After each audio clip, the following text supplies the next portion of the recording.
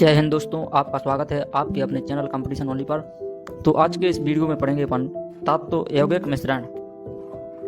तो आज की इस वीडियो में हम केमिस्ट्री का सेकंड टॉपिक तत्व यौगिक और मिश्रण के बारे में पढ़ेंगे। तो इसमें हम देखेंगे कि आखिर तत्व किसे कहते हैं, यौगिक किसे कहते हैं और मिश्रण किसे कहते हैं।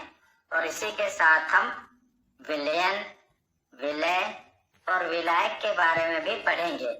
यहाँ से भी आपकी परीक्षा में कई सारे प्रश्न बनते हैं। तो पहले हम पूरे टॉपिक को अच्छे से समझेंगे और लास्ट में प्रीवियस ईयर क्वेश्चन भी कवर करेंगे।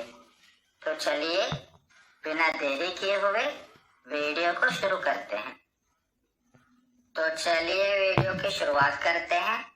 तो पिछले वीडियो में हम पदार्थ का वर्गीकरण पढ़ रहे थे, यानी कि क्लासिफिकेशन ऑफ मैटर के बारे में पढ़ रहे थे, जिसमें मैंने आपको बताया था कि पदार्थ का वर्गीकरण दो आधार पर किया गया है।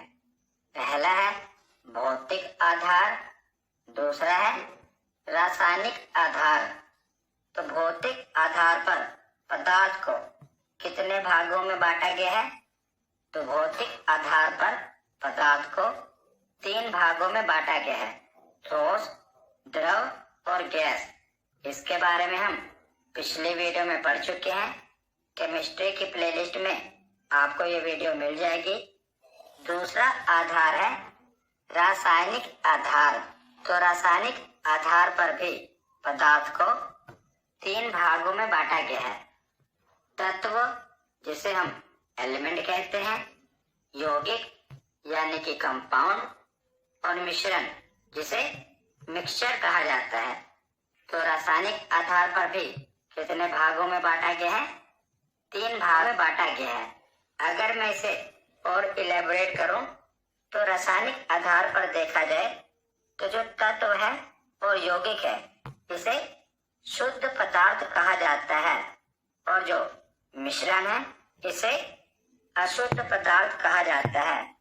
तो ये भी याद रखिएगा कि जो तत्व है यानी एलिमेंट है और कंपाउंड है, ये शुद्ध पदार्थ है, और जो मिश्रण है नाम से ही क्लियर है, मिक्सचर।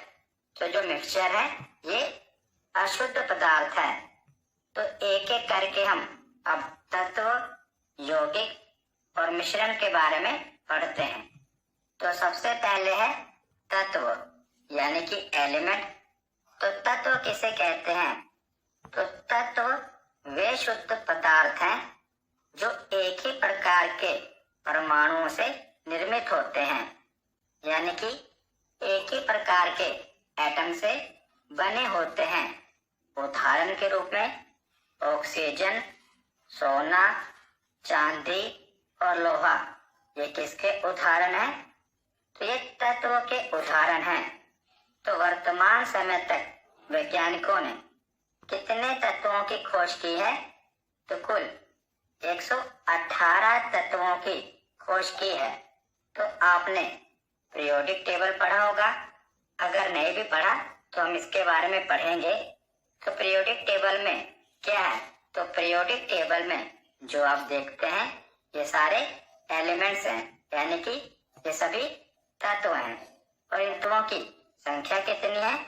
तो कुल 118 तत्व अभी तक खोजे जा चुके हैं। तो जो भी पीरियोडिक टेबल में आप देखते हैं ये सभी क्या है? ये सभी तत्व हैं। तो आगे वीडियो के खत्म होने तक आप इजीली पहचान जाएंगे कि तत्व कौन सा है, यौगिक कौन सा है और मिश्रण कौन सा है। तो तत्व में क्या होगा कि एक ही प्रकार के परमाणुओं से ये बना होगा। जैसे ऑक्सीजन का सिंबल क्या है? O। सोने का सिंबल क्या है? Au। तो सिंबल क्या होता है? तो पीरियोडिक टेबल में आप देखते हैं ना कि जो भी एलिमेंट्स हैं इनके सिंबल दिए होते हैं। ये सिंबल कहाँ से लिए गए हैं? तो लैटिन भाषा से ये सिंबल लिए गए हैं। जैसे जो गोल्ड होता है, सोना होता है, इसे लैटिन भाषा में ओरम कहा जाता है। तो ओरम का ही ए और यू उठा लिया। तो इसीलिए सोने का सिंबल क्या है? Au, यानी कि ओरम। तो Au सोने को ही कहते हैं। तो ये एक ही प्रकार का परमाणु है, यानी कि एक ही एलिमेंट है। दो एलिमेंट कैसे होंगे? जैसे सोडियम क्लोराइड, जिसे हम NaCl लिखते हैं। तो Na यानी कि सोडियम, तो जब भी एक एलिमेंट होगा ना, या तो उसमें एक अल्फाबेट होगा, जैसे ऑक्सीजन का क्या है, वो ज्यादा से ज्यादा जो उसका सिंबल है वो दो अल्फाबेट का हो सकता है। लेकिन उसमें से आप पहचानेंगे कैसे कि एक ही एलिमेंट है? तो उसका जो पहला अल्फाबेट होगा ना, वो कैपिटल लेटर में होगा और दूसरा अल्फाबेट स्मॉल लेटर में होगा। जैसे सोना है, ये एक ही एलिमेंट है, तो इसका पहला अल्फाबेट कैपिटल लेटर है और दूसरा अल्फाबेट स्मॉल लेटर है। लेकिन सोडियम क्लोराइड में आप देखेंगे तो दो एलिमेंट हैं। Na एक एलिमेंट हो गया और क्लोराइड दूसरा एलिमेंट हो गया। तो ये दो प्रकार के परमाणु हो गए। लेकिन हमने पढ़ा कि जो तत्व है ये एक ही प्रकार के परमाणुओं से निर्मित होता है। इसीलिए जो सोडियम क्लोराइड है ये एलिमेंट का उदाहरण नहीं होगा। तो लोहा भी क्या है? ये भी तत्व है। इसका सिंबल क्या है? Fe। तो ब्रह्मांड में सबसे अधिक मात्रा में पाया जाने वाला तत्व कौन सा है? तो हाइड्रोजन। ये सभी पूछे जाते हैं, इसीलिए इन्हें याद रखना। तो ब्रह्मांड में सबसे अधिक मात्रा में पाया जाने वाला तत्व हाइड्रोजन है। और वायुमंडल में सबसे अधिक मात्रा में पाया जाने वाला तत्व कौन सा है? तो नाइट्रोजन। जो हमारा पृथ्वी का वायुमंडल है ना, इसमें सबसे अधिक मात्रा में कौन सा तत्व पाया जाता है? तो नाइट्रोजन पाया जाता है। और मानव में सबसे अधिक मात्रा में पाया जाने वाला तत्व कौन सा है? तो हमारे शरीर में सबसे ज्यादा कौन सा तत्व पाया जाता है? तो हमारे शरीर में सबसे ज्यादा कौन सा तत्व पाया जाता है? तो ऑक्सीजन। और पृथ्वी के भूपर्पट्टी पर, यानी कि जो अर्थ का क्रस्ट है, इस पर सबसे अधिक मात्रा में पाया जाने वाला तत्व कौन सा है? तो ये भी ऑक्सीजन है। अगर आपसे पूछा जाए कि वायुमंडल में सबसे अधिक मात्रा में कौन सा तत्व पाया जाता है? तो वो नाइट्रोजन है। लेकिन अगर आपसे पूछा जाए कि पृथ्वी के भूपर्पट्टी पर सबसे अधिक मात्रा में कौन सा तत्व पाया जाता है? तो ऑक्सीजन। तो बार बार परमाणु की बात हो रही है। तो परमाणु क्या होता है? तो किसी भी पदार्थ की सबसे छोटी इकाई जो स्वतंत्र अवस्था में नहीं पाई जाती, बल्कि जो रासायनिक अभिक्रिया यानी कि केमिकल रिएक्शन में भाग ले सकती है, उसे परमाणु कहा जाता है। तो इस ब्रह्मांड में जो भी पदार्थ उपस्थित है ना, पदार्थ क्या होता है ये पिछले वीडियो में मैंने आपको बताया था, फिर भी बता देता हूँ कि पूरे ब्रह्मांड में आप जो भी चीजें देखते हैं जो कि स्थान घेरती हैं और जिनका अपना द्रव्यमान होता है, याद रखिएगा, जो भी चीजें स्थान घेरती हैं और उनका अपना द्रव्यमान होता है उन्हें पदार्थ कहा जाता है। और जो परमाणु होते हैं ना, ये किसी भी पदार्थ की सबसे छोटी इकाई होते हैं। तो जैसे आपके हाथ में अभी मोबाइल है, तो मोबाइल को अगर आप तोड़ना शुरू कीजिए तो इसकी सबसे छोटी इकाई यानी कि सबसे छोटा जो कण है, इसकी सबसे छोटी इकाई है वो क्या होगी? वो परमाणु है, यानी कि एटम है। और अणु क्या है? मॉलिक्यूल क्या है? तो अणु दो या दो से अधिक परमाणुओं से मिलकर बना होता है और ये प्रकृति में स्वतंत्र अवस्था में पाया जाता है। तो तत्व, परमाणु और अणु तीनों को एक साथ देख लेते हैं। तो यह तत्व जैसे लोहा है, लोहे की जो छड़ होती है वो क्या है? वो तत्व है। क्योंकि वो एक ही प्रकार के यानी कि लोहे के परमाणुओं से बनी होती है, तो वो तत्व है। और इधर आप देख रहे हैं कि ये हाइड्रोजन का एक परमाणु है और ये भी हाइड्रोजन का एक परमाणु है। दोनों को जोड़ दिया जाए तो H प्लस H क्या बनेगा? H2 बनेगा। तो हाइड्रोजन के दो परमाणु मिलकर हाइड्रोजन का एक अणु बनाते हैं। मैंने आपको बताया ना कि अणु क्या होता है? दो या दो से अधिक परमाणुओं से मिलकर बना होता है। तो हाइड्रोजन के दो परमाणु मिलकर क्या बनाएंगे? हाइड्रोजन का एक अणु बनाएंगे। तो आशा करता हूं आपको तत्व, परमाणु और अणु इनमें अंतर क्या है ये समझ आ गया होगा। तो तत्व के बाद आगे हम यौगिक के बारे में पढ़ते हैं, यानी कि कंपाउंड के बारे में पढ़ते हैं। तो कंपाउंड किसे कहते हैं? तो जब दो अथवा दो से अधिक तत्वों को एक निश्चित अनुपात में यानी कि फिक्स्ड प्रोपोर्शन में मिलाया जाता है तो उसे कंपाउंड कहा जाता है। यौगिक का निर्माण होता है। तो क्या होता है? इसमें दो तत्वों को एक निश्चित अनुपात में मिलाया जाता है। जैसे जल का केमिकल फॉर्मूला क्या है? H2O। तो इसमें क्या हुआ? हाइड्रोजन और ऑक्सीजन को एक निश्चित अनुपात में मिलाया गया ना, तो इसीलिए से कंपाउंड कहा जाएगा। कंपाउंड में क्या होता है? दो अथवा दो से अधिक तत्व को एक निश्चित अनुपात में मिलाया जाता है। जैसे जल में क्या होता है? हाइड्रोजन तथा ऑक्सीजन के अणुओं के मध्य 2 और 1 के अनुपात में संयोजन होता है। आपने अगर एक गिलास पानी लिया है तो जो आप पानी पिएंगे उसमें हाइड्रोजन और ऑक्सीजन का अनुपात कितना होगा? तो 2:1 ही होगा। चाहे आप उसमें से एक चम्मच भी पानी निकाल लीजिए तब भी उसका अनुपात सेम होगा। तो इसीलिए इसे कंपाउंड कहा जाता है।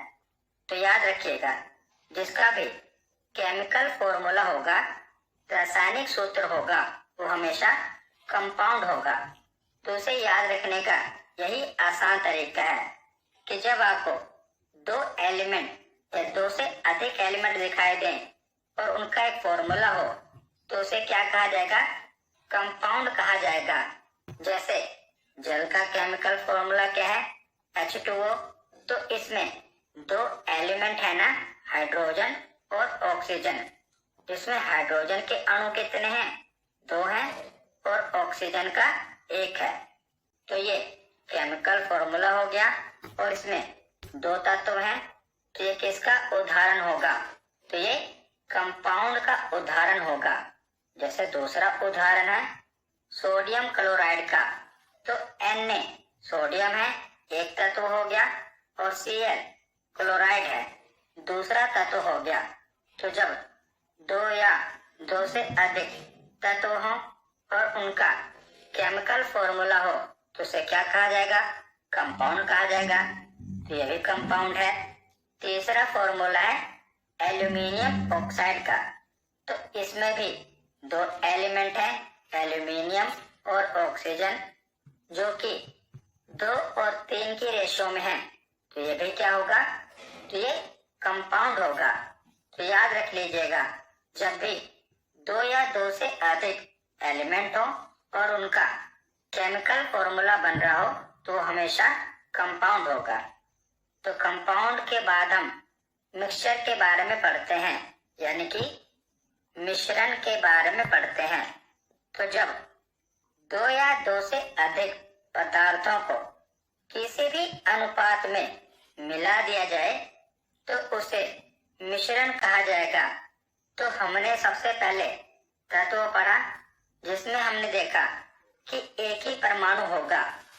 कंपाउंड में हमने क्या देखा कि 2 या 2 से अधिक परमाणु हो सकते हैं, लेकिन उनके बीच में फिक्स रेशो होना चाहिए, फिक्स प्रोपोर्शन होना चाहिए।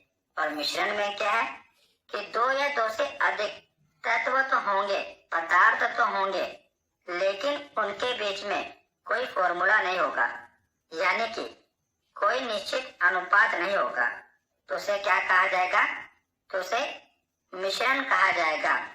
तो मिश्रण में उनके अवयवी तत्वों का गुण मौजूद होता है। जैसे उदाहरण क्या है? तो शरबत। तो शरबत क्या है? मिश्रण है पानी, चीनी और नींबू का। तो इनके बीच में बताइए क्या कोई फिक्स रेशो होती है, यानी कि कोई अनुपात होता है कि 1 गिलास पानी में केवल 2 ही चम्मच चीनी डालनी है? इनके बीच में कोई अनुपात तो नहीं होता ना। अगर किसी को ज्यादा मीठा शरबत पीना है तो 3 चम्मच चीनी भी डाल सकता है। अगर किसी को कम मीठा शरबत पीना है तो 2 चम्मच चीनी भी डाल सकता है। यानी इनके बीच में कोई फिक्स प्रपोर्शन नहीं है, इसीलिए क्या है? मिश्रण है। जैसे चाय, शरबत और हवा, ये किसका उदाहरण है? तो ये मिश्रण का उदाहरण है। अब हम मिश्रण के प्रकार देख लेते हैं। तो मिश्रण द्रवों, ठोस और गैसों के आपस में मिलाने की क्रिया तथा इस प्रकार उत्पन्न पदार्थों को कहते हैं। तो मिश्रण को भी मुख्य रूप से 2 भागों में बांटा गया है। तो मिश्रण कितने प्रकार के होते हैं? 2 प्रकार के होते हैं। पहला प्रकार है समांगी मिश्रण, जिसे होमोजीनियस मिक्सचर कहा जाता है। दूसरा प्रकार है विषमांगी मिश्रण, जिसे हेटेरोजीनियस मिक्सचर कहा जाता है। तो सबसे पहले समांगी मिश्रण के बारे में पढ़ते हैं कि आखिर समांगी मिश्रण क्या होता है। तो ऐसे मिश्रण जिनके अवयवी कणों को अलग अलग करके नहीं देखा जा सकता, जैसे नमक के जलीय विलयन को नमक और जल में अलग अलग नहीं देखा जा सकता, यह एक समांगी मिश्रण का उदाहरण है। तो समांगी मिश्रण में क्या होगा कि जो भी मिश्रण होगा ना, उन्हें अलग अलग करके नहीं देखा जा सकता। जैसे जल और चीनी का मिश्रण, जब आप जल में चीनी को पूरी तरह से घोल देते हैं तो बताइए आपको जल में चीनी दिखाई देती है? नहीं दिखाई देती ना। तो इसे क्या कहेंगे? समांगी मिश्रण कहेंगे।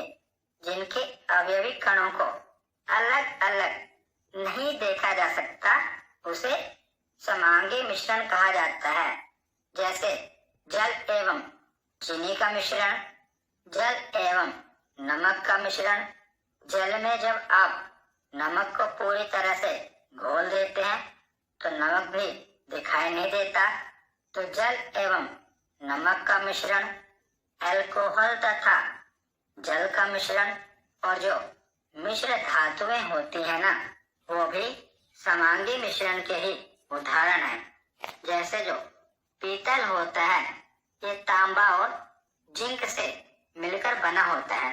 तो जब पीतल बन जाता है तो क्या आपको उसमें से तांबा और जिंक अलग अलग दिखाई देते हैं? नहीं दिखाई देते ना। तो जो मिश्र धातुएं होते हैं, ये किसमें आती हैं? ये समांगी मिश्रण का उदाहरण है। उसके बाद हम देखते हैं विषमांगी मिश्रण। तो विषमांगी मिश्रण कौन सा होता है? तो ऐसे मिश्रण जिनके अवयवी कणों को अलग अलग देखा जा सकता है। जैसे पानी के ऊपर तेल डालने पर, हिलाने पर भी तेल जो होता है वो पूरी तरह से पानी में नहीं मिलता, बल्कि जो तेल होता है ये पानी के ऊपर ही रह जाता है और पानी के नीचे नहीं बैठ पाता। तो पानी और तेल को अलग अलग कर सकते हैं। तो इसे कौन सा मिश्रण कहेंगे? तो इसे विषमांगी मिश्रण कहेंगे। जिनमें हम जब भी 2 पदार्थों को आपस में मिलाएंगे ना, तो दोनों पदार्थों को अलग अलग करके देख सकते हैं। तो उन्हें कौन सा मिश्रण कहा जाएगा? विषमांगी मिश्रण कहा जाएगा। जैसे रेत तथा जल का मिश्रण, जब आप पानी में रेत डालेंगे तो थोड़ी देर बाद क्या होगा कि जो रेत है पानी के नीचे बैठ जाएगी। तो इसे कौन सा मिश्रण कहेंगे? विषमांगी मिश्रण कहेंगे। दूसरा उदाहरण है पेट्रोल और जल का मिश्रण। तो बताइए, जब जल में पेट्रोल को मिलाएंगे तो आप पेट्रोल और जल को अलग अलग देख सकते हैं ना। तो इसे कौन सा मिश्रण कहा जाएगा? विषमांगी मिश्रण कहा जाएगा। तीसरा उदाहरण है तेल और जल का मिश्रण। तो आसानी से आप याद कर सकते हैं कि समांगी मिश्रण क्या है कि जब दो या दो से अधिक पदार्थों को मिलाया जाएगा तो वो आपस में पूरी तरह से मिल जाएंगे, यानी कि आप उन्हें अलग अलग करके नहीं देख पाएंगे। लेकिन जो विषमांगी मिश्रण होता है, जब इसमें दो या दो से अधिक पदार्थ मिलाए जाएंगे तो आप उन्हें अलग अलग करके देख सकते हैं। तो इसे विषमांगी मिश्रण कहा जाएगा। तो आगे अब हम जो भी हमने पढ़ा उन्हें एक साथ देख लेते हैं। तत्व, यौगिक और मिश्रण। तो कैसे पता चलेगा कि वो तत्व है? तो तत्व में एक ही प्रकार का परमाणु होगा और पीरियोडिक टेबल में जो भी आप देखते हैं वो तत्व है। जैसे एल्यूमिनियम, हाइड्रोजन, ओरम यानी कि सोना, ये क्या है? तत्व है। यौगिक की पहचान कैसे होगी? तो दो या दो से अधिक तत्व होंगे और उनसे एक फॉर्मूला बन रहा होगा, केमिकल फॉर्मूला बन रहा होगा। जैसे H2O, ये जल का फॉर्मूला है। दूसरा है एल्यूमिनियम ऑक्साइड, जिसका केमिकल फॉर्मूला है Al2 और O3। तो जब दो या दो से अधिक तत्वों और उनके बीच में फॉर्मूला बन रहा हो तो उसे यौगिक कहा जाएगा। लेकिन जब दो या दो से अधिक तत्व हों लेकिन उनके बीच में कोई फॉर्मूला ना बन रहा हो तो उसे क्या कहा जाएगा? तो उसे मिश्रण कहा जाएगा। जैसे शरबत या वायु, ये किसका उदाहरण है? तो ये मिश्रण का उदाहरण है। तो आशा करता हूँ आपको तत्व क्या है, यौगिक क्या है और मिश्रण क्या है, इसके बारे में समझ आ गया होगा। अब आगे हम विलयन, विलय और विलायक के बारे में पढ़ते हैं। तो विलयन क्या होता है, यानी कि सॉल्यूशन क्या होता है? तो दो या दो से अधिक पदार्थ का समांगी मिश्रण विलयन कहलाता है। तो विलयन भी किसका उदाहरण है? तो यह भी समांगी मिश्रण का ही उदाहरण है। तो दो या दो से अधिक पदार्थ का समांगी मिश्रण विलयन कहलाता है। और विलयन में मिश्रित पदार्थों के कणों का आकार 1 नैनोमीटर से भी कम होता है। इसीलिए ये पदार्थ परस्पर इस प्रकार संगठित हो जाते हैं कि बिना किसी यंत्र की सहायता से सामान्य आंखों से देखना संभव नहीं हो पाता। तो आसान भाषा में मैं आपको समझाता हूँ कि विलयन क्या होता है।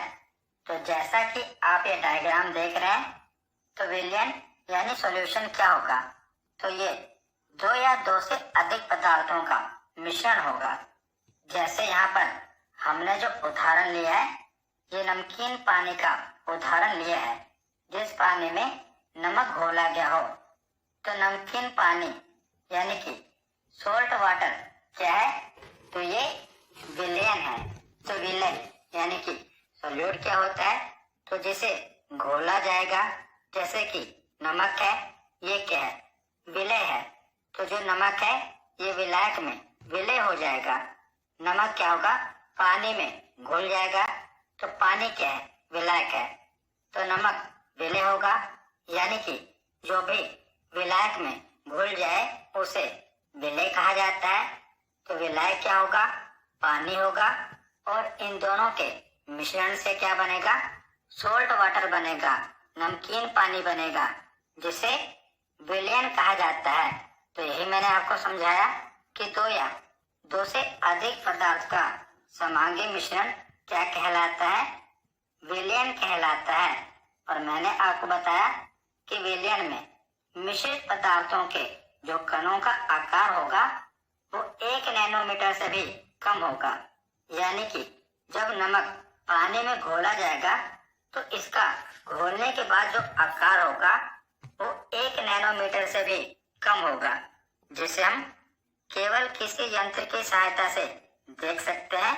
अपनी सामान्य आंखों से हम जब पानी में नमक पूरी तरह से घुल जाए तो उसे नहीं देख सकते। तो नमकीन पानी क्या होगा? विलयन होगा। अब हम विलायक के बारे में पढ़ते हैं, जिसे सोलवेंट कहते हैं। तो वह पदार्थ जिसमें अन्य पदार्थों को घोलने की, डिसॉल्व करने की क्षमता होती है उसे विलायक कहा जाता है। और किसी विलयन में सर्वाधिक मात्रा किसकी होती है? तो विलायक की ही सर्वाधिक मात्रा होती है। और विलयन के अन्य पदार्थ इसमें घुले होते हैं। जैसे विलायक के क्या क्या उदाहरण है? जल, एसिटिक अम्ल और इथेनॉल, ये किसके उदाहरण है? ये विलायक के उदाहरण है, क्योंकि इनमें किसी भी पदार्थ को घोलने की क्षमता होती है, अपने में मिलाने की क्षमता होती है, तो इन्हें विलायक कहा जाएगा।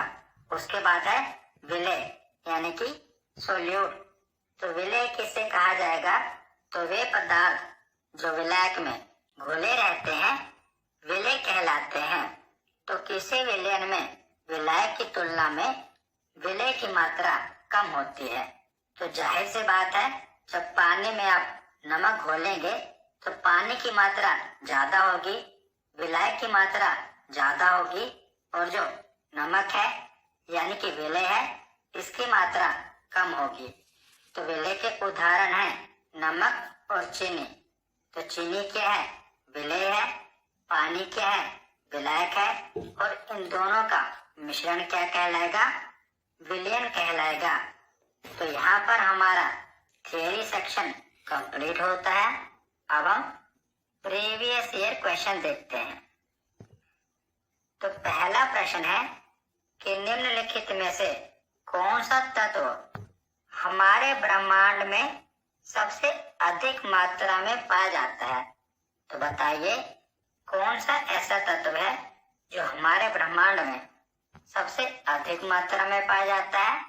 तो इसका सही जवाब होगा हाइड्रोजन। हाइड्रोजन ऐसा तत्व है जो हमारे ब्रह्मांड में सबसे अधिक मात्रा में पाया जाता है। तो ऑप्शन डी इसका सही जवाब होगा। अगला प्रश्न है कि मानव शरीर में पाया जाने वाला सबसे प्रचुर तत्व कौन सा है?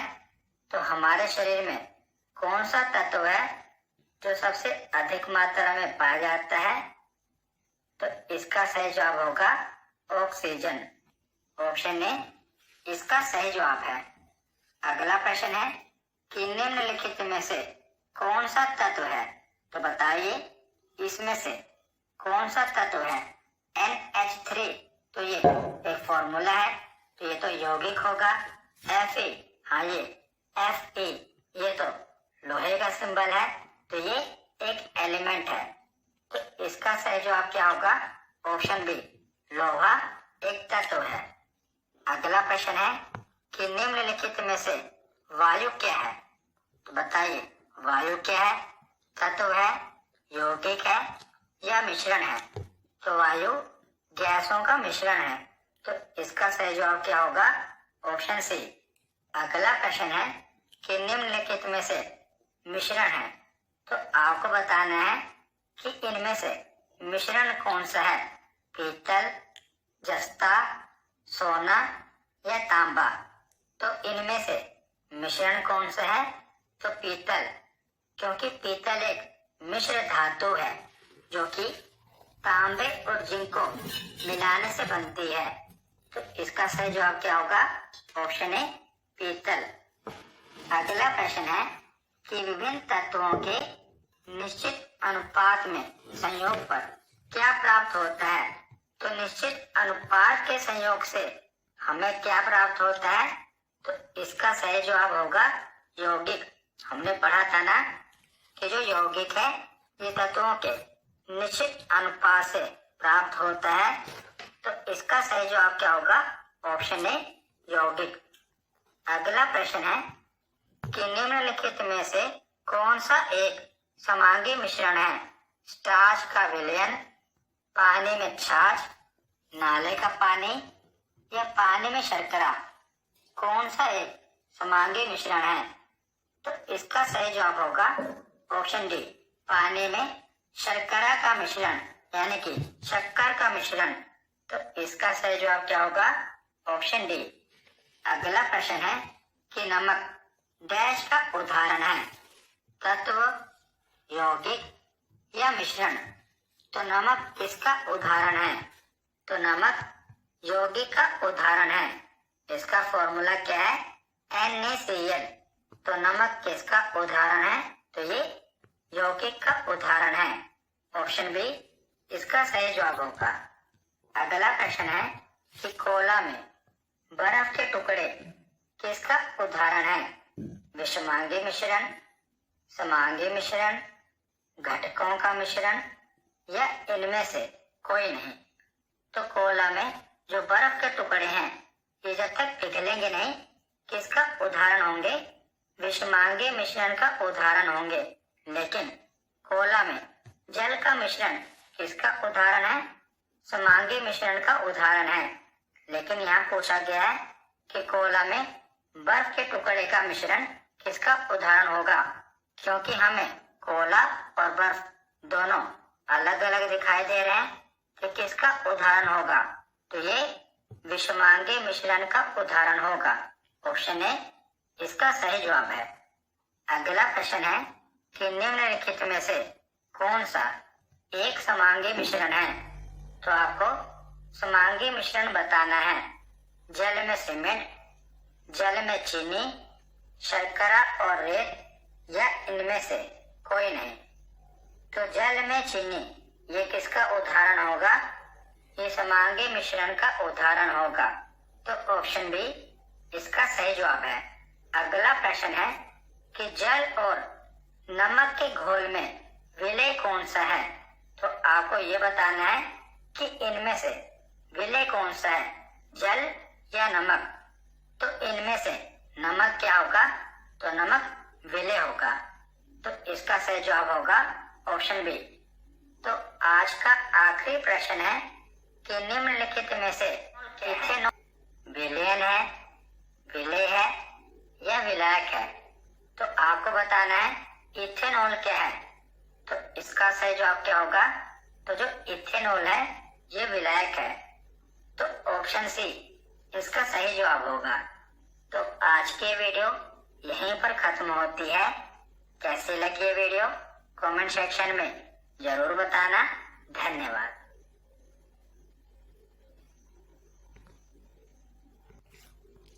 तो दोस्तों वीडियो को लाइक करें, चैनल को सब्सक्राइब करें और अपने दोस्तों को शेयर करें। जय हिंद दोस्तों, मिलते हैं अगले वीडियो में। एक प्यारा सा कमेंट जरूर करें।